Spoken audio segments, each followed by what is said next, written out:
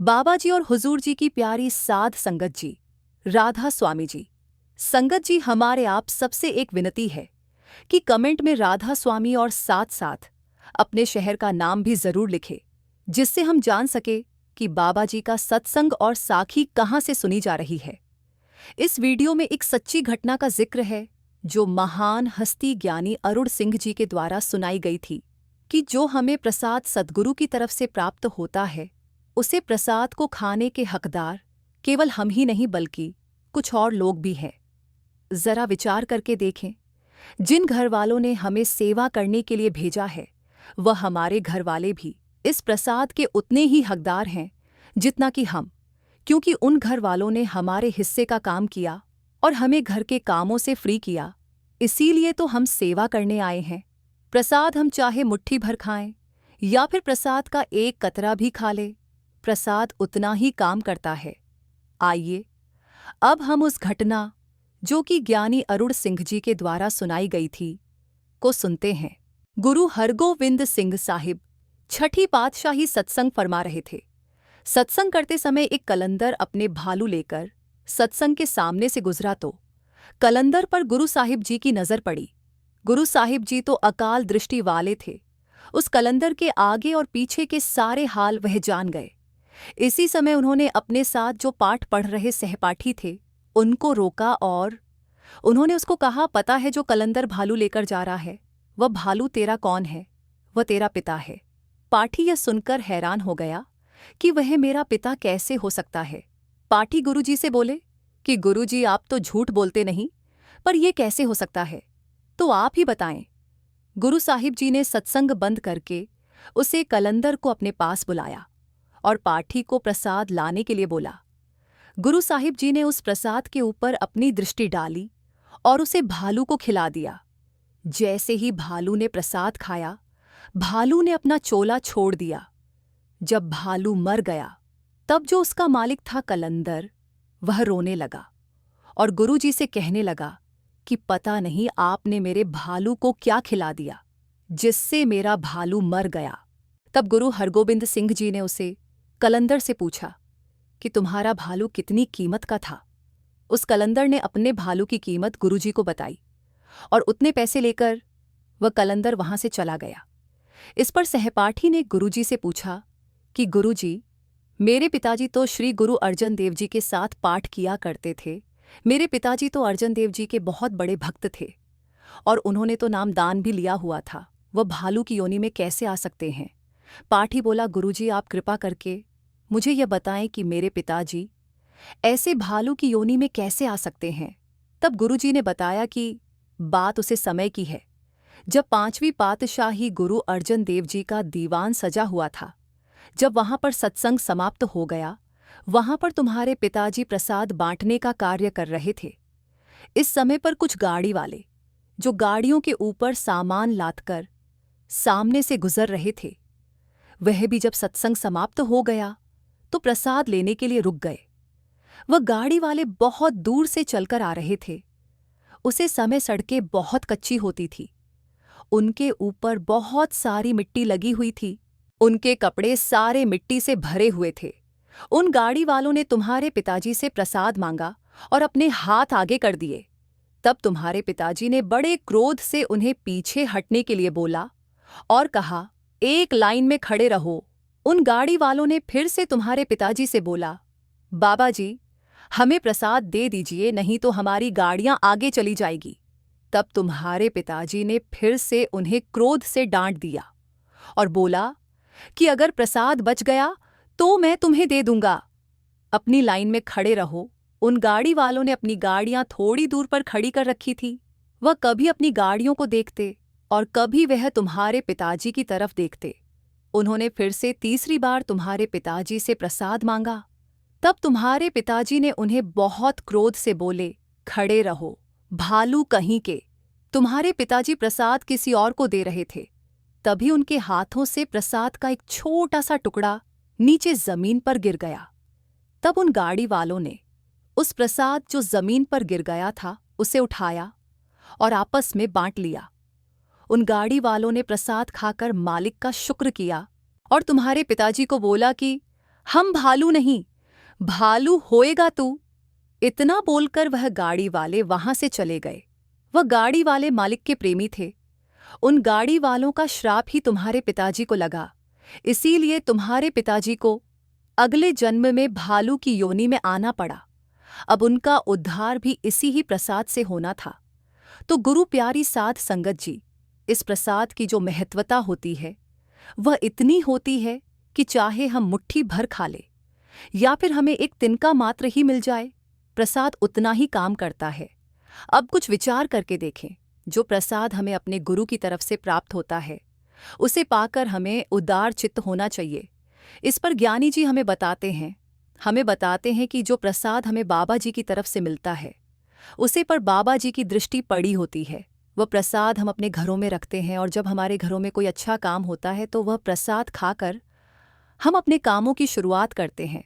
संगत जी, जब कोई प्रेमी इस जहां को छोड़कर चला जाता है या फिर अपना चोला त्याग देता है, उस टाइम पर भी हम वह प्रसाद उसके मुंह में थोड़ा सा डाल देते हैं, जिससे वह अगले सफर पर निकल जाता है। प्रसाद को ग्रहण करने से भक्तों की शुद्धता, मानसिक शांति और ईश्वर से जुड़ाव की अनुभूति होती। प्रसाद का भाव यह है कि यह सिर्फ एक खाना ही नहीं है, यह आस्था, प्रेम और समर्पण का प्रतीक है। इसे ग्रहण करना भगवान से जुड़ने जैसा अनुभव होता है। अगली साखी शुरू करने से पहले संगत से हाथ जोड़कर विनती करते हैं कि हमारे चैनल गुरु की वाणी को सब्सक्राइब करके हमें सपोर्ट करें और कमेंट में राधा स्वामी जरूर लिखें। आइए अब अपने वीडियो में आगे बढ़ते हैं और बाबा जी की एक और बड़ी ही प्रेरणादायक बात को सुनते हैं। जब बाबा जी ने अपने ही एक सेवादार की बेटी की कुंडली पढ़ी थी, ये घटना हुजूर महाराज जी के समय की है। ये 1960 के आसपास की बात है और उस समय संगत बहुत ज्यादा नहीं होती थी, इसलिए हुजूर जी संगत से रूबरू हो जाया करते थे। उस समय डेरे में खुशवंत सिंह नाम का एक सत्संगी सेवादार था, जिसकी परमार्थ और हुजूर की शिक्षाओं के प्रति गहरी श्रद्धा और लगन थी। वह हर छोटा बड़ा काम हुजूर से पूछकर ही करता था। बिना हुजूर का आशीर्वाद लिए और हुजूर की सलाह के बिना वह कोई निर्णय नहीं लेता था। हुजूर का हुक्म उसके लिए पत्थर की लकीर होता था। उसी दिन हुजूर सत्संग फरमा रहे थे और संगत की भारी भीड़ उनका सत्संग सुन रही थी और उनके दर्शन के लिए इंतजार कर रही थी। खुशवंत सिंह और उसकी पत्नी भी उसी भीड़ में जाकर बैठ गए ताकि वे भी सद्गुरु का सत्संग सुन सकें और सद्गुरु के दर्शन कर सके और उनका आशीर्वाद प्राप्त कर सके। कुछ देर बाद जब हुजूर ने सत्संग फरमा दिया तो खुशवंत सिंह और उसकी पत्नी ने दोनों हाथ जोड़कर संगत को प्रणाम किया और प्रेम पूर्वक संगत के बीच बैठ गए। उसके बाद हुजूर ने संगत के सवालों के जवाब देने शुरू किए। वहां पर उपस्थित संगत अपने अपने प्रश्न सद्गुरु के समक्ष रख रही थी। कुछ लोग अपने कारोबार और दुनियावी समस्याओं के बारे में पूछ रहे थे, जबकि कुछ भक्त रूहानियत और भजन सिमरण के मार्ग पर प्रश्न कर रहे थे। संत महात्माओं को दुनियावी बातों में कोई रुचि नहीं होती, इसलिए जो लोग रूहानियत के विषय में पूछ रहे थे, सद्गुरु उनके प्रश्नों का बड़े ही प्रेम और सहजता से उत्तर दे रहे थे। इसी बीच खुशवंत सिंह की पत्नी ने सद्गुरु से अपनी बेटी की शादी के लिए शुभ मुहूर्त के बारे में पूछ लिया। यह सुनकर खुशवंत सिंह भीतर ही भीतर असहज हो गया, क्योंकि वह जानता था कि सद्गुरु तो हमें सांसारिक बंधनों और धार्मिक आडंबरों से मुक्त करने का मार्ग दिखाते हैं। फिर भी उसकी पत्नी का इस तरह से शुभ मुहूर्त पूछना उसे गलत लग रहा था। खुशवंत सिंह को यह डर था कि कहीं सद्गुरु इस प्रश्न पर नाराज न हो जाए। पहले खुशवंत सिंह की पत्नी ने खुशवंत सिंह को अपनी बेटी की कुंडली हुजूर को दिखाने के लिए कहा था, लेकिन खुशवंत सिंह ऐसा कर न सका। तो उसकी पत्नी हिम्मत करके आगे बढ़ी और सद्गुरु से हाथ जोड़कर बोली, हे सच्चे पादशाह, हमारी बेटी की शादी तय हो गई है। लड़के वालों ने हमसे शादी की तारीख तय करने के लिए कहा है। हम इसी बात को लेकर परेशान हैं कि कौन सा दिन शुभ रहेगा। उसकी बात सुनकर बाबा जी पहले हल्के से मुस्कुराए और फिर बोले, बेटा, आप अपनी बेटी की जंतरी दिखाओ। यह सुनकर वहां बैठी संगत आश्चर्य में पड़ गई। सभी सोचने लगे कि बाबा जी तो हमें इन बातों से ऊपर उठने की सीख देते हैं, फिर अब आप खुद ही जंतरी देखने को क्यों कह रहे हैं। खुशवंत सिंह को भी लगने लगा कि शायद बाबा जी शादी की तारीख बता देंगे। संगत की निगाहें बाबा जी पर टिक गई कि अब बाबा जी क्या कहेंगे। खुशवंत सिंह की पत्नी ने खुशी खुशी बाबा जी को जंतरी सौंप दी। बाबा जी जंतरी को देखने लगे। तभी संगत में से कुछ सत्संगी उत्सुकता से पूछने लगे, बाबा जी, आप तो हमें इन बातों से निकलने की शिक्षा देते हैं, इन भ्रमों से बाहर करते हैं, फिर आप खुद ही क्यों देख रहे हैं? ये कैसी लीला है? कृपया करके इस रहस्य को खोलिए जिससे हम भी समझ सकें। हुजूर ने प्रेम से उत्तर दिया, मैं जंतरी इसलिए देख रहा हूं ताकि इसमें से वह तारीख ढूंढ सकूं जिसे अशुभ बताया गया है। उस दिन को छोड़कर मैं बाकी के किसी भी दिन शादी की तारीख दे दूंगा, लेकिन मैं हैरान हूं कि मालिक का बनाया तो हर दिन, हर पल, हर सेकंड भी शुभ है। अब भला आप ही बताओ, मैं इसे अशुभ घड़ी को अलग कैसे करूं? फिर हुजूर ने समझाया, हम ना तो शुभ समय देखकर जन्म ले सकते हैं और ना मर सकते हैं, तो फिर दुनिया में आने के बाद हम शुभ अशुभ जैसे पाखंडों में क्यों पड़ जाते हैं?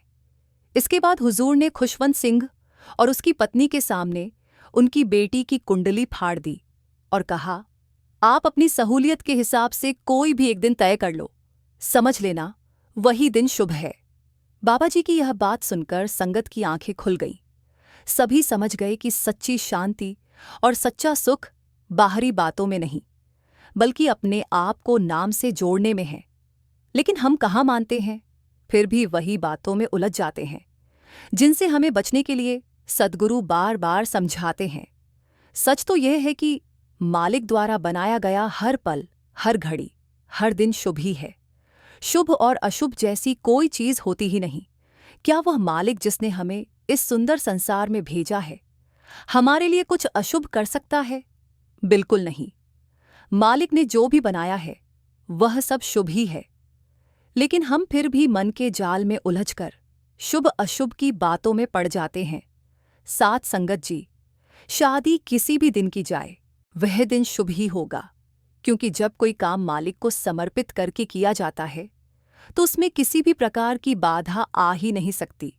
और यदि कभी किसी कार्य में कोई रुकावट आ भी जाए तो उसके पीछे भी मालिक की कोई ना कोई भली मंशा होती है। कई बार जब कोई काम बिगड़ जाता है तो हमें उस समय बहुत दुख होता है, लेकिन समय के साथ हमें समझ में आता है कि जो भी हुआ वह मालिक की रजा से हुआ और वह हमारे भले के लिए ही हुआ। मालिक जो भी करता है हमारी भलाई के लिए ही करता है। असल बात तो विश्वास की है। हमें मालिक की रजा को समझने की आवश्यकता है। हमें उसके हुक्म के अनुसार चलने की जरूरत है। शुभ अशुभ के भेद से ऊपर उठकर नाम की कमाई करनी है। संगत जी, अब इस वीडियो को समाप्त करते हैं। हमें आशा है कि वीडियो में बताई गई घटनाओं को सुनकर आपके अंदर परमार्थ के प्रति विश्वास और बढ़ गया होगा।